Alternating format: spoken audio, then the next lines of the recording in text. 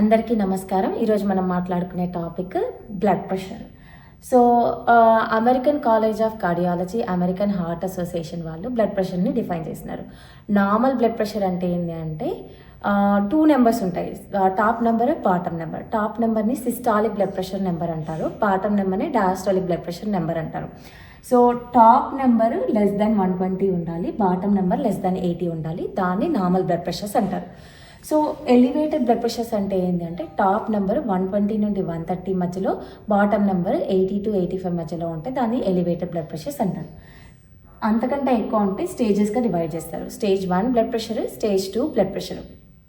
Stage 1 hyper tension అంటే ఏంటంటే blood pressure 130 to 139 in the top number, bottom number 85 to 90 ఇది diastolic bottom number ఉంటే దాన్ని stage 1 blood pressure అంటారు.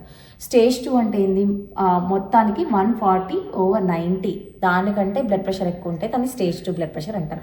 So కొంతమందికి డౌట్ ఏంటి అంటే వాళ్ళ నెంబర్ టాప్ నెంబర్ బాగానే ఉంటుంది, బాటమ్ నెంబర్ మోర్ దెన్ 95 ఉంటుంది. అప్పుడు ఏ స్టేజ్ లెక్క కన్సిడర్ చేస్తారంటే ఏ నెంబర్ ఎక్కువ ఉంటే దాన్నే స్టేజ్ లెక్క కన్సిడర్ చేస్తారు. ఫర్ ఎగ్జాంపుల్ 120/95 ఉందనుకోండి, వాళ్ళు స్టేజ్ 2 హైపర్ టెన్షన్ కిందకే కన్సిడర్ చేస్తారు. ఒకవేళ ఎప్పుడైతే స్టేజ్ 2 హైపర్ టెన్షన్ ఉంది అనుకుంటే వాళ్ళకి కంపల్సరీ మెడికేషన్ స్టార్ట్ చేయాలి. సో ఇవే కాకుండా different type of hyper tensions కూడా అంటారు. ఏంటి అంటే వైట్ కోట్ హైపర్ టెన్షన్ అంటే ఏంటి అంటే ఇంట్లో బ్లడ్ ప్రెషర్స్ బాగానే ఉంటాయి, బయట బ్లడ్ ప్రెషర్స్ బాగానే ఉంటాయి. ఆఫీస్ సెట్టింగ్కి రాగానే లేకపోతే హాస్పిటల్కి వెళ్ళగానే వాళ్ళ బ్లడ్ ప్రెషర్ చాలా పెరిగిపోతుంది. 160 blood pressure, 160 systolic, above 95 diastolic. వాళ్ళు ఎప్పుడు అడిగినా కూడా నా ఇంట్లో బ్లడ్ ప్రెషర్ బాగానే ఉంది, ఆఫీస్ సెట్టింగ్కి హాస్పిటల్కి రాగానే బ్లడ్ ప్రెషర్స్ ఎక్కువ అవుతున్నాయి. అట్లాంటి వాటిని వైట్ కోట్ హైపర్ టెన్షన్ అంటారు. ఇంకొకటి ఏంటి అంటే మాస్డ్ హైపర్ టెన్షన్. వాళ్ళ బ్లడ్ ప్రెషర్స్ బయట ఎక్కువ ఉంటాయి, ఆఫీస్ సెట్టింగ్స్లలో హాస్పిటల్లో నార్మల్ ఉంటాయి. వాళ్ళని మాస్డ్ హైపర్ టెన్షన్ అంటారు. సో మనము అందుకనే it is very important that they have to check their blood pressures at home daily. Next ఇంకే కాకుండా hypertensive urgency, hypertensive emergency. దీంట్లో ఏంటి అంటే systolic blood pressure more than 180 కంటే ఎక్కువ అప్పర్ నెంబర్, 120 కంటే ఎక్కువ బాటమ్ నెంబర్ ఉండి దాంట్లో ఆర్గాన్స్ ఏమీ డ్యామేజ్ కాకపోతే, అంటే కొంతమందికి బ్లడ్ ప్రెషర్స్ ఎక్కువ ఉండడం వల్ల దానివల్ల కొన్ని ఆర్గాన్స్ కూడా డ్యామేజ్ అవుతాయి. అట్లాంటి వాటిని హైపర్ టెన్సివ్ ఎమర్జెన్సీ అంటారు. ఒకవేళ హైపర్ టెన్సివ్ ఎమర్జెన్సీ అంటే ఏంటి, దీనితో పాటు బ్లడ్ ప్రెషర్ 180 కంటే 180 టాప్ నెంబర్, 120 బాటమ్ నెంబర్ కంటే ఏదైనా ఆర్గాన్ డ్యామేజ్ కావడం, అంటే కిడ్నీస్ ప్రాబ్లం కావడం కానీ, లేకపోతే స్ట్రోక్ కానీ, హార్ట్ అటాక్స్ కానీ, అట్లా ఏమన్నా దాంతో పాటు బ్లడ్ ప్రెషర్స్తో పాటు ఏమన్నా సిమ్టమ్స్ అట్లా ఏమన్నా ఉంటే దాన్ని హైపర్ టెన్సివ్ ఎమర్జెన్సీ అంటాం. సో ఈ 2 హైపర్ టెన్సివ్ అర్జెన్సీ కానీ ఎమర్జెన్సీ కానీ ఉన్నప్పుడు కంపల్సరీ హాస్పిటల్కి వెళ్ళండి. ఈఆర్ కానీ, అర్జెంట్ కేర్ కానీ, ప్రైమరీ కేర్ కానీ. అర్జెన్సీ ఉంటే ఓకే, ఎమర్జెన్సీ ఉంటే కంపల్సరీ ఈఆర్ విజిట్ వెళ్ళాల్సిందే.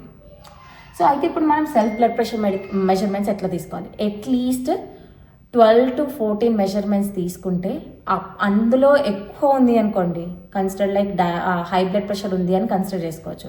సో మామూలుగా ఏం చెప్తామంటే పొద్దునోసారి, సాయంత్రం ఒకసారి, ఒక వారం రోజులు కంటిన్యూస్గా బ్లడ్ ప్రెషర్ రీడింగ్స్ రాసుకోవాలి. దాని తర్వాత వారంలో 2 కానీ 3 కానీ బ్లడ్ ప్రెషర్ రీడింగ్స్ ర్యాండమ్గా రాసేసుకొని మొత్తం ఒక బ్లడ్ ప్రెషర్ లాగ్ అంటారు, మొత్తం ఒక పేపర్ మీద రాసి దాని నుండి యావరేజ్ అసలు బ్లడ్ ప్రెషర్స్ ఎట్లా ఉంటున్నాయి లేవు అన్న దాన్ని బట్టి డిసైడ్ చేసుకోవచ్చు. అసలు బ్లడ్ ప్రెషర్ని ఎట్లా మెజర్ చేయాలి, మామూలుగా ఇంట్లో బ్లడ్ ప్రెషర్ చెక్ చేసుకునేటప్పుడు ఒక చైర్లో స్ట్రైట్గా కూర్చోవాలి, బ్యాక్ సపోర్ట్ ఉండాలి, తర్వాత ఆర్మ్స్ సైడ్ ఉండాలి, లెగ్స్ క్రాస్ చేయొద్దు. సో ఇవి బేసిక్ రూల్స్. అంతేకాకుండా బ్లాడర్ ఎంప్టీ చేయాలి. చేసిన తర్వాత ఏదైనా యాక్టివిటీ కానీ ఏదైనా ఎక్సర్సైజ్ చేసినప్పుడు అట్లీస్ట్ 15 minutes కంపల్సరీగా రెస్టెడ్గా కూర్చోవాలి. లేదు మామూలుగా కూర్చున్నప్పుడు కూడా ఒక 5 minutes రెస్టింగ్ పొజిషన్లో కూర్చున్న తర్వాతనే బ్లడ్ ప్రెషర్ చెక్ చేయాలి. బ్లడ్ ప్రెషర్ చెక్ చేసేటప్పుడు మాట్లాడొద్దు. ఇలా రాసిన రీడింగ్స్ అన్నీ రాసి బ్లడ్ ప్రెషర్ లాక్ చేస్తే అప్పుడు డయాగ్నోస్ చేసుకోవచ్చు, బ్లడ్ ప్రెషర్స్ ఉన్నాయా లేదా, హై బ్లడ్ ప్రెషర్స్ ఉన్నాయా లేవా అన్నది డిసైడ్ చేసుకోవచ్చు. అసలు ఎవరు రిస్క్ ఫ్యాక్టర్స్ ఏంటి అసలు బ్లడ్ ప్రెషర్ రావడానికి? ఏజ్ పెరుగుతున్న కొద్దీ బ్లడ్ ప్రెషర్స్ ఎక్కువయ్యే ఛాన్స్ ఉంది. ఎందుకు అంటే మనకి ఇక్కడ బ్లడ్ ప్రెషర్ ఎట్లా వస్తుంది అంటే 2 factors మీద డిసైడ్ ఉంటుంది. ఒకటి ఏంటంటే హార్ట్ నుండి అవుట్పుట్, హార్ట్ కాంట్రాక్ట్ అయ్యి ఎంత బ్లడ్ని పంపించగలుగుతుంది అన్న దాన్ని బట్టి, తర్వాత బ్లడ్ ఎక్కడికి వెళ్తుంది, బ్లడ్ వెజల్స్కి వెళ్తుంది. ఆ బ్లడ్ వెజల్స్లో ఎంత రెసిస్టెన్స్ ఉన్నది అన్న దాన్ని బట్టి బ్లడ్ ప్రెషర్స్ అనేవి డిఫరెన్స్ అవుతుంటాయి. సో మనకి ఏజ్ పెరుగుతున్న కొద్దీ బ్లడ్ ప్రెషర్స్లో వాల్స్లో థిక్కెనింగ్ అవుతుంది, దానివల్ల రెసిస్టెన్స్ పెరిగే ఛాన్స్ ఉంది, దానివల్ల బ్లడ్ ప్రెషర్స్ ఎక్కువయ్యే ఛాన్స్ ఉన్నాయి. Number 2 obesity. వెయిట్ ఎక్కువ ఉన్న వాళ్ళకి BMI మోర్ దాన్ 25, దాన్ని ఓవర్ వెయిట్ అంటారు. BMI అబోవ్ 30 ఉన్న వాళ్ళని ఒబెసిటీ అంటారు. వెయిట్ ఎక్కువ ఉన్న వాళ్ళకి బ్లడ్ ప్రెషర్స్ ఎక్కువయ్యే ఛాన్స్ ఉంది. వెయిట్ గెయిన్ అయ్యే వాళ్ళకి కూడా బ్లడ్ ప్రెషర్స్ అయ్యే ఛాన్సెస్ ఉన్నాయి. తర్వాత ఫ్యామిలీ హిస్టరీ. పేరెంట్స్కి ఎవరికైతే బ్లడ్ ప్రెషర్స్ ఉంటాయో జనరల్ పాపులేషన్తో కంపేర్ చేస్తే వాళ్ళ కిడ్స్కి 2 times ఎక్కువ బ్లడ్ ప్రెషర్స్ వచ్చే ఛాన్సెస్ ఉంటాయి.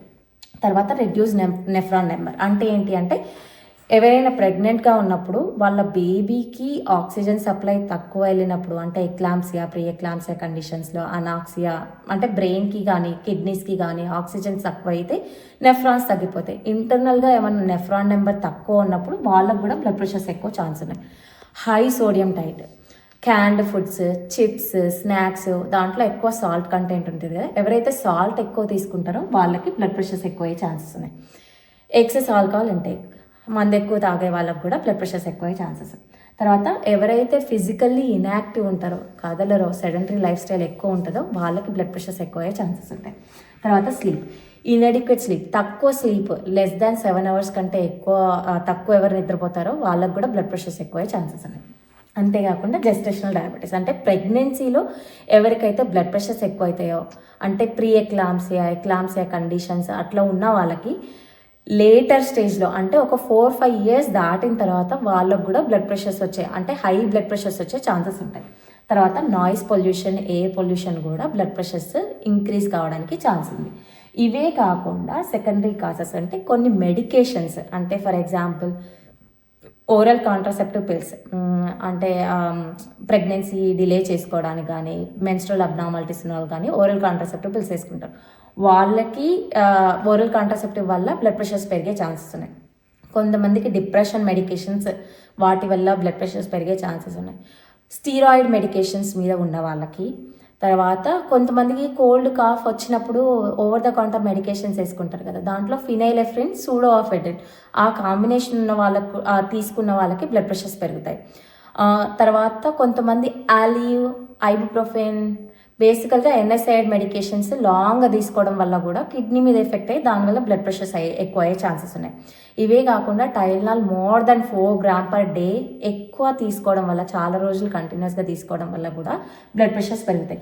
ఇవే కాకుండా చాలా అదర్ మెడికేషన్స్ ఉన్నాయి, మీ డాక్టర్ని కన్సల్ట్ చేసి కనుక్కోండి ఏమైనా ఇంటరాక్షన్ ఉందా, దీనివల్ల బ్లడ్ ప్రెషర్స్ పెరుగుతున్నాయా అన్నది తెలుస్తుంది. తర్వాత కిడ్నీ డిసీజెస్. కిడ్నీ చాలా ఇంపార్టెంట్ రోల్ ప్లే చేస్తుంది బ్లడ్ ప్రెషర్ కంట్రోల్కి కానీ, బ్లడ్ ప్రెషర్ అబ్నార్మాలిటీస్ ఫ్లక్చువేషన్స్కి. ఏమైనా కిడ్నీస్లో అండర్లయింగ్ ప్రాబ్లం ఉండడం వల్ల కూడా బ్లడ్ ప్రెషర్స్ ఫ్లక్చువేట్ అయ్యే ఛాన్స్ ఉంది. అంతేకాకుండా వాస్కులర్ కాజెస్. సో బేసికల్గా బ్లడ్ వెసల్ థిక్కనింగ్ కానీ, కోయాక్టేషన్ ఆఫ్ అయోటా, కొన్ని ఫైబ్రోమస్కులర్ డిస్ప్లేషియా, ఇట్లా కొన్ని different kind of vascular causes కూడా ఉన్నాయి, దానివల్ల కూడా బ్లడ్ ప్రెషర్ పెరుగుతుంది. ఇంతేకాకుండా obesity related obstructive sleep apnoea. So ఈ మధ్య చాలానే ఉంటారు స్లీప్ డిస్టర్బెన్సెస్ ఎక్కువ ఉండే వాళ్ళకి, దానివల్ల కూడా బ్లడ్ ప్రెషర్స్ పెరుగుతాయి. ఇంతేకాకుండా కొన్ని అదర్ అబ్నార్మాలిటీస్, ఫియోక్రోమోసైటమియా, కుషింగ్ డిసీజ్, వీటి వల్ల కూడా బ్లడ్ ప్రెషర్స్ పెరుగుతాయి. అదర్ థైరాయిడ్ ప్రాబ్లమ్స్, హైపోథైరాయిడిజం, లో థైరాయిడ్ ఉన్న వాళ్ళకి, హైపర్ థైరాయిడిజం ఉన్న వాళ్ళకి, హైపర్ పారాథైరాయిడిజం ఉన్న వాళ్ళకి, వీళ్ళకి కూడా బ్లడ్ ప్రెషర్స్ ఫ్లక్చువేట్ అయ్యే ఉన్నాయి ఛాన్సెస్ ఉన్నాయి. సో నెక్స్ట్ అసలు బ్లడ్ ప్రెషర్స్ ఎక్కువ కావడం వల్ల ప్రాబ్లం ఏంటి? సో ఒక ఎగ్జాంపుల్ ఏంటి అని అంటే, ఇప్పుడు ఒక పైప్ ఉంది, ఒక పైప్ ఏమవుతుంది, మనము దాని మీద కాలు పెట్టినా కూడా, లేకపోతే పైప్ని గట్టిగా పట్టుకోవడం వల్ల కూడా ఏమవుతుంది, దాంట్లో ప్రెషర్ ఎక్కువ అయిపోతుంది. బ్యాక్ ఎండ్ దేని మీద పడుతుంది ప్రెషర్ అంతా? మోటార్ మీద పడుతుంది. సో సేమ్ వే మనకు ఒక బ్లడ్ ప్రెషర్ ఎక్కువ కావడం వల్ల ఈ బ్లడ్ ప్రెషర్ వాల్ కన్స్ట్రిక్ట్ అయినప్పుడు ప్రెషర్ దేని మీద పడుతుంది? హార్ట్ ఎట్లయినా కంపల్సరీ పంప్ చేయాలి ఎవ్రీ సెల్కి బ్లడ్ ఫ్లో కావడానికి. సో హార్ట్ పంప్ అవుతూ ఏమవుతుంది, హార్ట్లో ఉన్న మజిల్స్ పెరిగిపోతాయి. దాన్ని ఏమంటారంటే లెఫ్ట్ వెంట్రికులర్ హైపర్ట్రోఫీ. అది ఏదైనా అంతే కదా, ఒక సర్టెన్ పార్ట్ వరకు బేర్ చేయగలుగుతుంది. సో ఒకవేళ అది పని చేయలేనప్పుడు ఏమవుతుంది, హార్ట్ ఫెయిల్యూర్ అయ్యే ఛాన్సెస్ ఉంటాయి. ఇవే కాకుండా సో బ్లడ్ ప్రెషర్స్ చాలా ఎక్కువ కావడం వల్ల స్ట్రోక్ వచ్చే ఛాన్స్ ఉంది. 2 types ఆఫ్ స్ట్రోక్ రావచ్చు, ischaemic stroke, haemorrhagic stroke. Ischaemic stroke అయింది క్లాట్ కావడం వల్ల, బ్లడ్ సప్లై తక్కువ కావడం వల్ల స్ట్రోక్ రావచ్చు. లేదు అంటే బ్లడ్ ప్రెషర్ ఎక్కువ అవడం వల్ల బ్లడ్ ప్రెషరే బర్స్ట్ కావచ్చు, రప్చర్ కావచ్చు, దానివల్ల హెమరేజిక్ స్ట్రోక్ కావచ్చు. ఇంతే కాకుండా సేమ్ థింగ్, అదే blood vessels in the brain వల్ల స్ట్రోక్ వస్తుంది. ఒకవేళ హార్ట్లో బ్లడ్ వెజల్ అయితే ఏమవుతుంది, ischemic heart disease, heart attacks అట్లాంటివి వచ్చే ఛాన్స్ ఉన్నాయి. ఇంతేకాకుండా అగైన్ ముందు కూడా చెప్పిన కిడ్నీస్ ఒక ఇంపార్టెంట్ రోల్ చేస్తుంది బ్లడ్ ప్రెషర్ కంట్రోల్లో అని. ఒకవేళ హై బ్లడ్ ప్రెషర్స్ అట్లానే కంటిన్యూ అయిపోవడం వల్ల క్రానిక్ కిడ్నీ డిసీజ్ అంటే కిడ్నీస్ కూడా కొంచెం దాని ఫంక్షనల్ కెపాసిటీ తగ్గిపోతాయి. అదే అట్లా కంటిన్యూ అయితే ఎండ్ స్టేజ్ రీనల్ డిసీజ్ అంటారు. అది ఈవెన్చువల్గా రిక్వైర్ డయాలసిస్ కావాల్సి వస్తుంది. సో ఇది basic of blood pressure. Next time టాపిక్లో అసలు లైఫ్ స్టైల్ మాడిఫికేషన్స్ ఎట్లా చేస్తే బ్లడ్ ప్రెషర్స్ని ఇంప్రూవ్ చేసుకోవచ్చు తర్వాత విల్ డిస్కస్ అబౌట్ దట్.